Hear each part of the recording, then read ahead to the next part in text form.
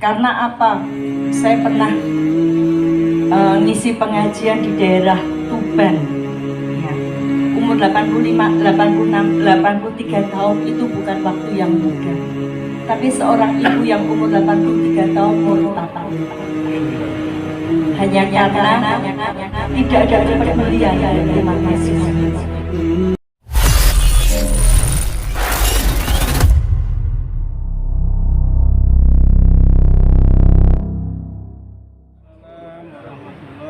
Assalamualaikum warahmatullahi wabarakatuh.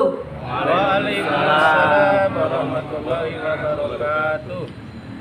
Saya masuk Islam karena belajar akhlak Islam. Akhlak mendatangi sebuah majelis ketika ada orang bicara, kita tidak boleh bicara sendiri. Ya. Itu saya masuk Islamnya karena tertarik membaca buku akhlak Islam. Setelah 24 tahun perjalanan saya mencari kebenaran. Ya. Yang praktek siapa? Yang praktek orang Kristen. Ya.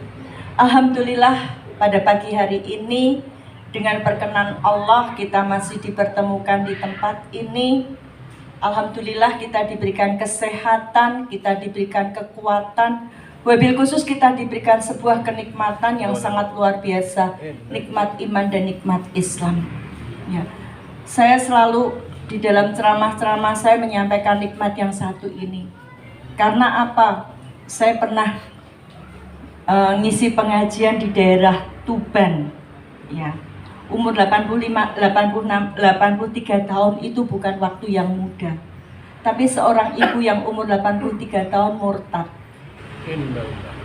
Hanya karena tidak ada kepedulian dari umat Islam.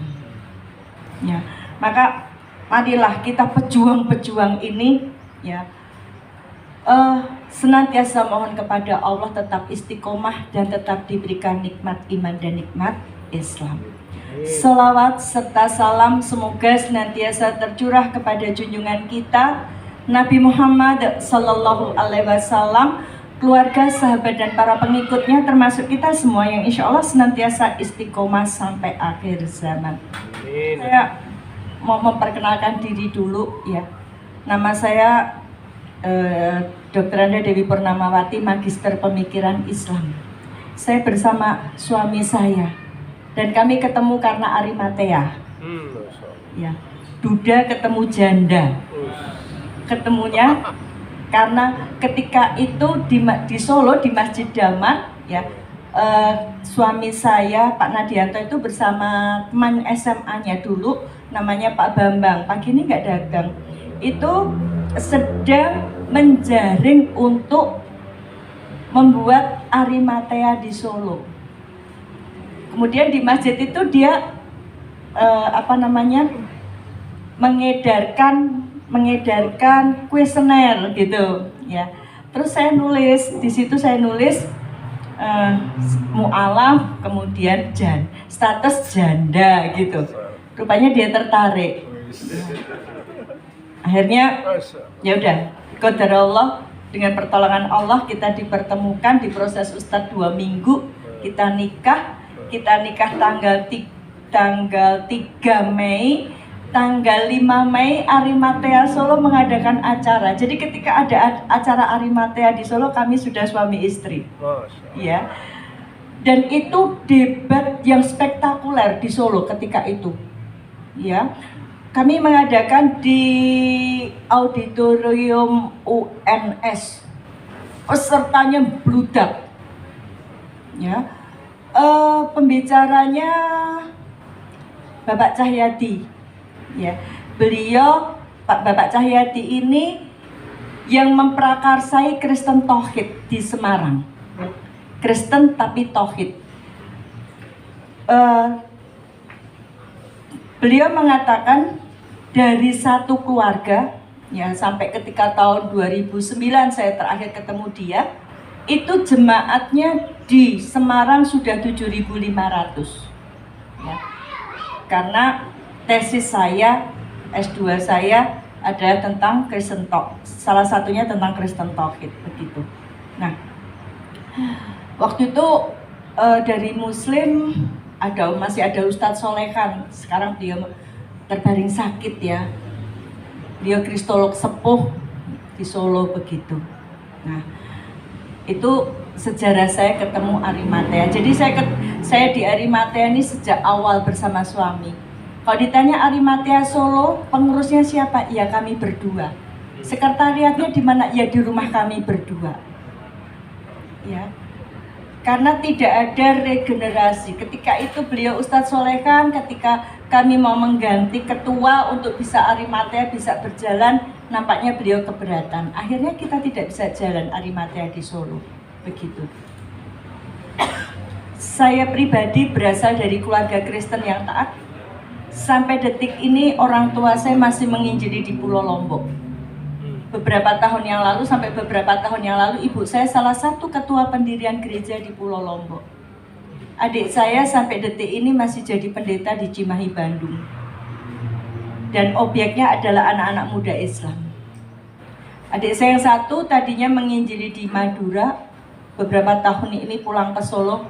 Ya, dia lebih banyak bergerak di kalangan anak-anak kecil-kecil, anak-anak TK begitu.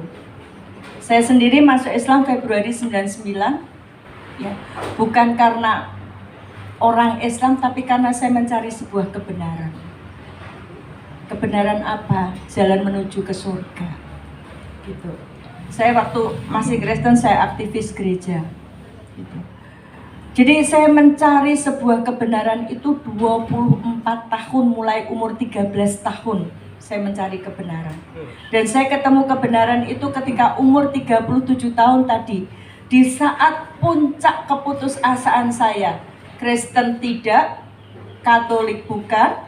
Karena saya sudah tidak pernah ke gereja. Jadi sekolah saya SD SMP di sekolah Katolik, tapi agama saya Kristen Protestan.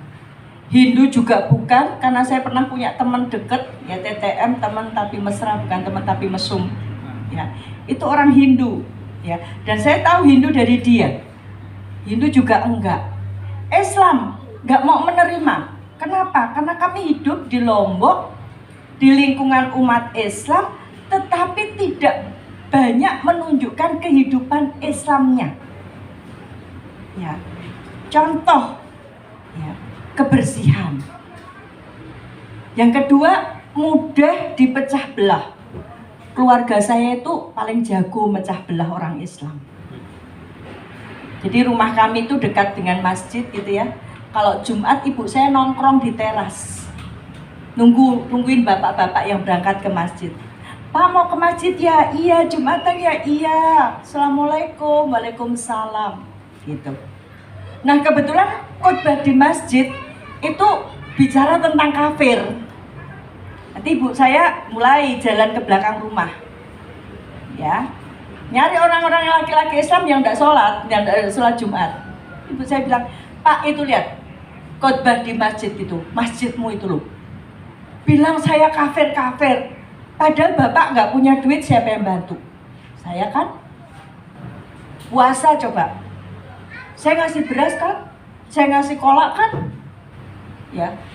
Kalau ada apa-apa, siapa yang pertama bantu? Tetangga kan, saya kan. Nah, tuh lihat itu di masjid kayak gitu.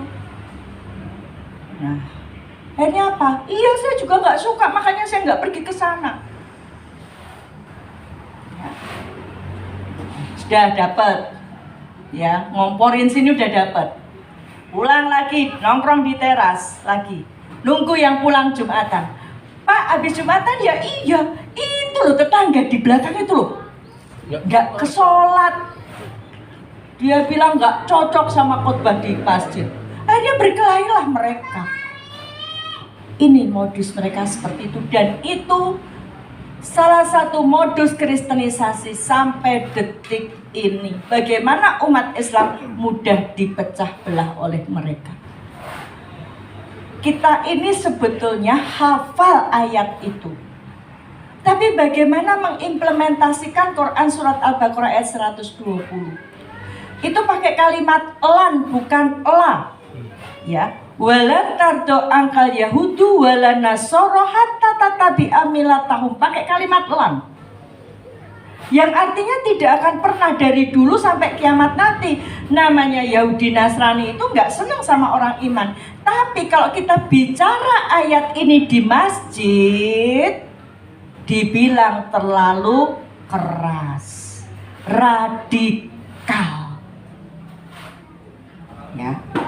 Karena apa tadi kalau Ustadz yang sebelum saya, maaf belum tahu namanya Ustadz ya, bilang perang pemikiran, ya inilah perang pemikiran itu.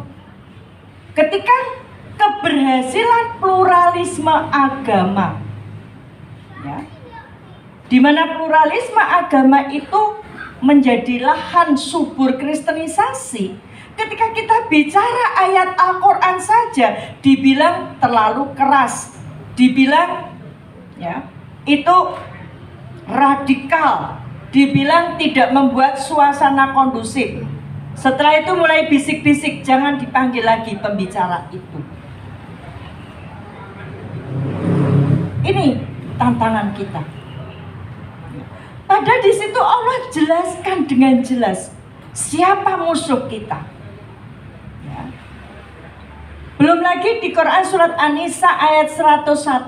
Sesungguhnya kafir itu musuh yang nyata bagimu, musuh yang nyata. Maka kalau ada orang Islam kemudian wah berasyik masuk sama mereka, naudzubillah min dzalik. Belum lagi mereka adalah pelaksana amanat agung. Pelaksana loh. Mereka pelaksana. Ayat palsu jadi hujah, ayat palsu jadi bahan dagangan mereka. Matius 28 ayat 19. Belum lagi mereka pakai 1 Petrus 2 ayat 9. Imamat yang rajani dimanapun berada harus merajai. Ustadz di Batu Malang di I3 saya nggak tahu udah dihapus atau belum ya.